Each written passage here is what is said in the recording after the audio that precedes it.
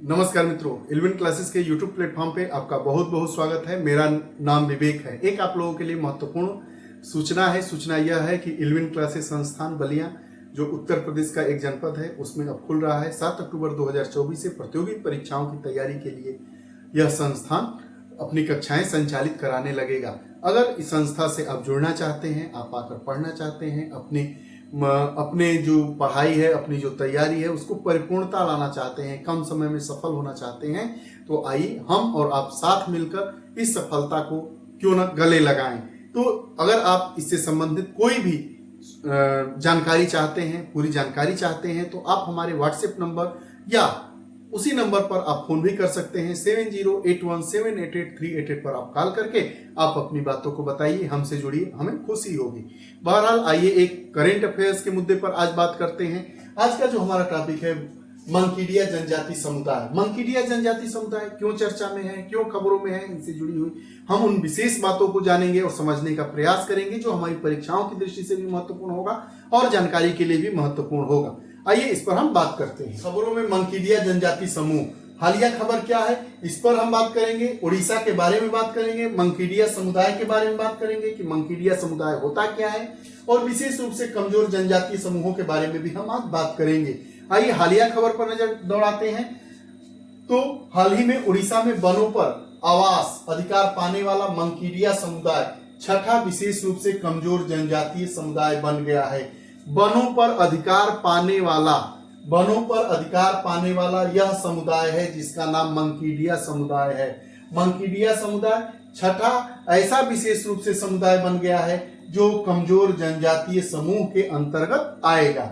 आगे बता दें कि यह आवास अधिकार अनुसूचित जनजाति और अन्य परंपरागत वन निवासी वन अधिकारों की मान्यता अधिनियम 2006 के अंतर्गत प्रदान किए गए हैं, इसलिए यह मंकीडिया जनजातीय समूह चर्चा में है। करते हैं मंकीडिया समुदाय के बारे में। मंकीडिया समुदाय क्या है? यह ऑस्ट्रो एशियाई समुदाय है।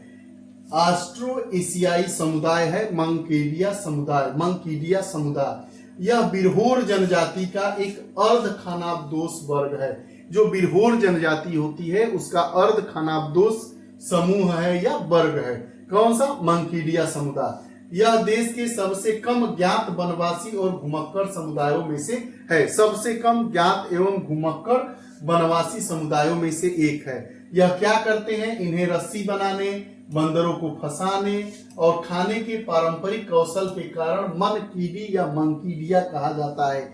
रस्सी बनाते हैं, बंदरों को फंसाते हैं खाने के लिए, इसीलिए इनको मनकीडी या मंकीडिया समुदाय नाम दे दिया गया है। इनकी अस्थायी निवास बस्तियों को कुंभा के नाम से जाना जाता है। Most important for PT. Kumbha क्या है? प्रश्न निश्चित तौर पर पूछेगा। कुंभा क्या है? तो जो मंकीडिया होती है उनका अस्थायी निवास जो होता है उसको हम क्या कहते हैं? कुंभा के नाम से जानते हैं। ये मुख्य रूप से जंगलों से अपनी आजीविका चलाते हैं। अब आइए उसके बाद एक बात सामने आई थी कि जो छठा यह ऐसा समूह है जो विशेष रूप से कमजोर जनजातीय समूह की श्रेणी में शामिल कर लिया गया है। तो बात करना ही होगा कि विशेष रूप से कमजोर जनजातीय समूह क्या होते हैं। तो विशेष रूप से कमजोर जनजातीय समूह जिसको पीवीटीजीएस कहा जाता है, आइए इसके बारे में बात करते हैं।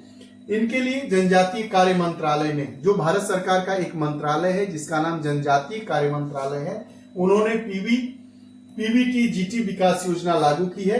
पीवीटीजीएस विकास योजना मतलब विशेष रूप से कमजोर जनजातीय समूह योजना किस मंत्रालय के द्वारा? जनजातीय कार्य मंत्रालय के द्वारा। वर्ष 1973 में ढेबर आयोग था। ढेबर आयोग आदिम जनजातीय समूह को एक अलग श्रेणी के रूप में वर्गीकृत किया था। जो ढेबर आयोग था 1973 में इसकी रिपोर्ट आई थी और ढेबर आयोग ने ही जो आदिम जनजातीय समूह है, प्रिमिटिव ट्राइबल ग्रुप्स हैं, जिसको पीटीजीएस कहा जाता है, को एक अलग श्रेणी के रूप में वर्गीकृत किया था, जिसे विशेष रूप से कमजोर जनजातीय समूह कहा गया। वर्ष 2006 में आते हैं। वर्ष 2006 में भारत सरकार ने आदिम जनजातीय समूह का नाम बदलकर विशेष रूप से कमजोर जनजातीय समूह कर दिया। प्रश्न यह भी पूछा जाएगा कि आदिम जनजाति समूह का नाम बदलकर विशेष रूप से कमजोर जनजातीय समूह कब रखा गया? तो वर्ष 2006 में रखा गया। किसके द्वारा रखा गया? तो भारत सरकार के द्वारा रखा गया। ये पूरा है। अब आइए इसके बाद देखते हैं। जनजातीय समूह की कुछ बुनियादी विशेषताएं निम्नलिखित पाई जाती है। क्या पाई जाती है? कि इनमें अधिकतर समरूपता पाई जाती है। इनका शारीरिक कद अपेक्षाकृत अलग होता है।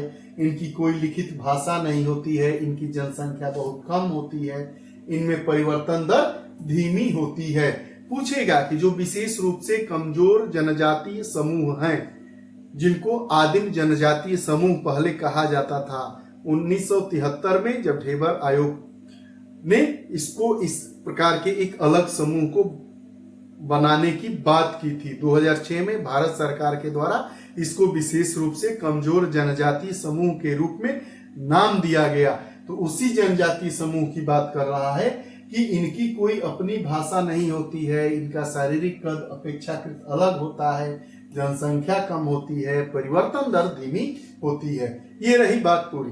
अब बात करते हैं ओडिशा के बारे में। ओडिशा, चूंकि ओडिशा में ही इस जनजाति की बात हुई है, तो ओडिशा जो है, इनकी स्थापना, ओडिशा की स्थापना 1 अप्रैल 1936 को हुई थी।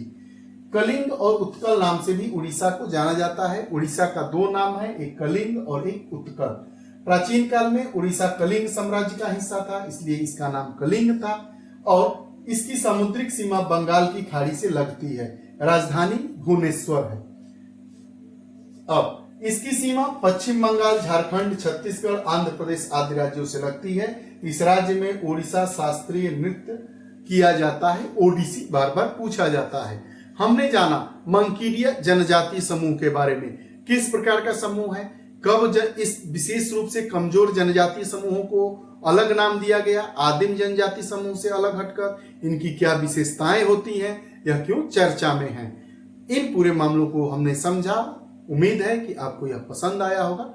अगर आप हमारे चैनल से नहीं जुड़े हैं तो कृपया चैनल से जुड़िए, बेल आइकन का बटन दबाइए ताकि जो भी वीडियोस आए उसका नोटिफिकेशन आप तक पहुंचे और आप उसका लाभ उठा सके। बहुत बहुत धन्यवाद।